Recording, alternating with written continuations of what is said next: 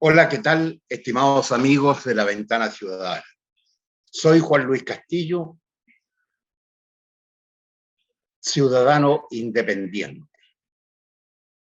En esta ocasión he decidido reemplazar mi columna de opinión por este video para hacer un llamado, una conversación, un diálogo con los amigos que nos siguen en la Ventana Ciudadana a propósito de las próximas elecciones que se realizarán en el país en poco tiempo más. A pesar de ser parte del equipo directivo de la Ventana Ciudadana, a pesar de ser parte del equipo de editores de la Ventana Ciudadana, esta es una opinión personal que no necesariamente representa la opinión de la Ventana Ciudadana. Si tuviera que ponerle un título a este diálogo, a esta conversación, diría que la tarea urgente en la hora presente de los demócratas de este país es concentrar las fuerzas antifascistas frente a la situación en la que nos encontramos. Lo primero que quiero señalar es que, como lo he dicho en otras ocasiones, frente a cada problema, frente a cada situación que nosotros pretendemos enfrentar, lo mínimo que debemos hacer individual y colectivamente es, de modo metodológico, centrarnos en un diagnóstico, en un análisis y en una programación de las tareas que debemos acometer para enfrentar dicho problema. En este caso, quiero señalar que las fuerzas democráticas de este país tienen una urgente tarea. Es la tarea de la hora presente. Es entender, primero que todo, desde mi punto de vista, la situación que vive previa a las elecciones nuestro país. La situación política se ve enfrentada por el populismo, por la llegada a la escena política nacional de distintos grupos sociales políticos que, hartos de la situación política vivida, de la corrupción de las instituciones en el país, ha buscado alternativas, comillas, legítimamente, independientemente que estas sean o no las opciones más correctas. Hay mucha gente cansada de la política. Esto producto de que quienes nos han gobernado los últimos 30 años, los señores políticos, han cometido una cantidad de errores de modo significativo. Y las instituciones de este país han ido cayendo en un cada día más acentuado nivel de generar desconfianzas en la ciudadanía, y muchas de ellas han caído también en marcados visos de corrupción. Por ello la gente está cansada y busca o se deja, comillas, engatusar por líderes populistas, como es el caso, a mi juicio, de ese candidato ausente, ese candidato que hizo propaganda desde Estados Unidos y sin poner un pie en Chile logró una alta y significativa votación. Segundo, apareció desde la derecha, desde el sector de derecha más ultraderechista, un candidato que a lo largo de toda su vida política pública ha manifestado significativos síntomas, expresiones de que sus posiciones son realmente extremas y yo las califico de neofascistas. Todos sabemos lo que ese candidato ha señalado. Sin embargo, la derecha ha claudicado a sus propias posturas, las posturas de algunos liberales, las posturas de algunos que estaban por renovar la derecha chilena y se han ido a los brazos de este candidato sin condición alguna. Lo que me parece grave, si este candidato es elegido, y del mismo modo, si no es elegido, él va a tener en su mano probablemente la dirección política de la derecha chilena, y eso le hace mal a la democracia y eso le hace mal al país. Salvo que los sectores tradicionales de la derecha y con algunos deslices de derecha democrática puedan volver a ocupar el rol de la dirección política de ese sector. Pero decía yo, grandes problemas ha cometido, grandes desafíos no cumplidos ha cometido los sectores democráticos de este país. Lo primero, nunca ha sido capaz de trabajar en la perspectiva de consolidar una democracia. Nunca logró hacer una evaluación de lo que fue el proceso del año 73 y la posterior caída de nuestro país en las manos de una dictadura cruel y sangrienta. No ha tenido ni el coraje ni la lucidez intelectual para desarrollar un proceso que permita entender cuáles son los errores y las insuficiencias que se han tenido en este tiempo. Lo peor de ello es que los sectores democráticos, los partidos históricamente democráticos, cayeron primero en convertir los partidos en grupos de poder y quedar en las manos de dirigentes políticos que desahuciaron las históricas militancias que permitían la participación social y la participación política de sus militares. A cambio, ellos optaron por una democracia representativa donde los dirigentes y los parlamentarios decidían el quehacer político nacional y la ciudadanía y los militantes poco o nada tenían posibilidad de ejercer sus opiniones. Se deterioró la democracia partidaria.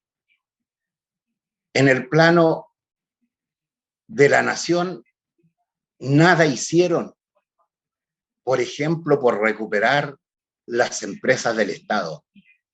Nunca se lo plantearon y nunca hicieron nada por recuperar esas empresas que fueron a parar a manos de empresarios y, lo peor, gratuitamente, para ejercer desde ahí el control de esas empresas y llenarse de riquezas con las empresas que alguna vez fueron del Estado. En el plano de la previsión, nunca cuestionaron el negociado de las AFP. Es más, hubo un presidente de la República del área socialista que cambió la legislación y permitió que las pérdidas en la administración y en los negocios de las AFP tuviéramos que pagarla nosotros, quienes con nuestras cotizaciones aspirábamos a tener pensiones decentes a la hora de jubilar. Ni un cuestionamiento. Por otro lado, sostuvieron, mantuvieron y claudicaron frente al neoliberalismo que ya en tiempos de dictadura fue impuesto en este país, con un modelo de crecimiento sin importar los intereses de las personas, sin importar el medio ambiente, sin importar el desarrollo equilibrado de la sociedad. En fin, una larga lista de tareas pendientes de partidos que debieron haber estado a la altura y que no lo han estado en este proceso, con una democracia cada vez más debilitada, cada vez más limitada. En esas condiciones enfrentamos una elección en que la disyuntiva es democracia o fascismo. Yo no le creo al candidato de la ultraderecha. El hecho que haya cambiado elementos significativos de su programa primario para acarrear los votos y el apoyo de toda la derecha, no basta. Él insiste hasta el día de hoy que él es un hombre de principio, que él es un hombre de convicciones firmes. Esos principios y esas convicciones estuvieron presentes en su primer programa: detener a sus enemigos políticos en lugares no acreditados por la justicia por un tiempo indeterminado, generar una alianza con países latinoamericanos para perseguir a quienes él llama sectores de izquierda o de ultraizquierda. Él señaló que estaba dispuesto a terminar con el desarrollo de la inserción de la mujer en la sociedad y para ello limitarla disolviendo el Ministerio de la Mujer. Yo creo, estimados amigos, que este señor, que es clasista, que es racista, que es misógino, que es homofóbico, si llega a presidir este país, ante la primera ocasión de protestas sociales, sacará a los militares a la calle. Habrán muertes y persecución. Militarizará más aún los sectores que habita el pueblo mapuche. La región de la Araucanía sufrirá la crueldad con que actúan las fuerzas de represión por nuestros hermanos mapuche, por ese amor que le tenemos a los pueblos originarios. No podemos permitir que este señor llegue a la presidencia de la República. Las libertades individuales y colectivas de la sociedad se verán significativamente restringidas. Por supuesto que habrá persecución, porque él llama extremistas y comunistas a todos los que hoy día están en contra de él. Dice que los dirigentes del Colegio de Periodistas son todos de izquierda. Dice seguramente que todos los académicos que apoyan la candidatura que lo enfrenta deben ser también extremistas. Él no se va a resistir a que las empresas puedan seguir en su proceso de crecimiento sin tener en cuenta la necesaria y urgente, responsable necesidad que tenemos con el medio ambiente. Esas son algunas de las razones que yo creo que deben llamar al pueblo chileno, a los demócratas del país, a enfrentar esta tarea urgente. Unirnos sin condiciones para impedir la sola posibilidad de que este candidato de la ultraderecha llegue a la presidencia del país. Yo no voté por el candidato Boric en la primera vuelta. Yo voté por Jana Proboste. Pero he visto el desarrollo y el crecimiento de su candidatura. Sobre todo, el nivel con que se ha visto robustecida su candidatura con los intelectuales, los profesionales, los economistas, los científicos y los artistas, la gente de las organizaciones sociales que apoyan su candidatura. Por ello, llamo a fortalecer hasta el último minuto de campaña en llegar a aquellos que no votaron, en llegar a aquellos que se equivocaron y fueron manipulados. Por ejemplo, los hermanos cristianos, que han sido manipulados por la derecha chilena, por la ultraderecha. Quienes somos cristianos y creemos firmemente en esa ideología, a pesar que somos pocos los que somos capaces de reconocerlo a estas alturas de la vida, vemos que cuando él llama el Partido Social Cristiano, es una farsa. Su ideología fascista no puede ir de la mano con una ideología cristiana. Llamo entonces, una vez más, a que se multipliquen los académicos, los intelectuales, los artistas, a multiplicar el apoyo a Gabriel Boric para que venzamos el neofascismo. Una investigación recientemente aparecida da cuenta en un observatorio de los movimientos fascistas en Chile que hay a lo menos 10 grupos fascistas que operan en el país, todos ellos ligados a la candidatura del candidato de la ultraderecha. Son estas algunas razones por las que llamo a la ciudadanía a volcarse con fuerza, con decisión. Necesitamos a muchas figuras públicas, pero por sobre todo necesitamos el voto de los humildes,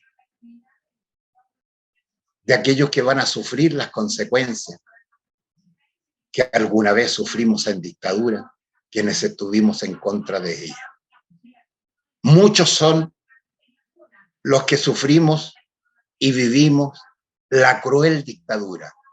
No le regalemos un siniestro regalo a este país con la llegada de un fascista a la primera magistratura del país.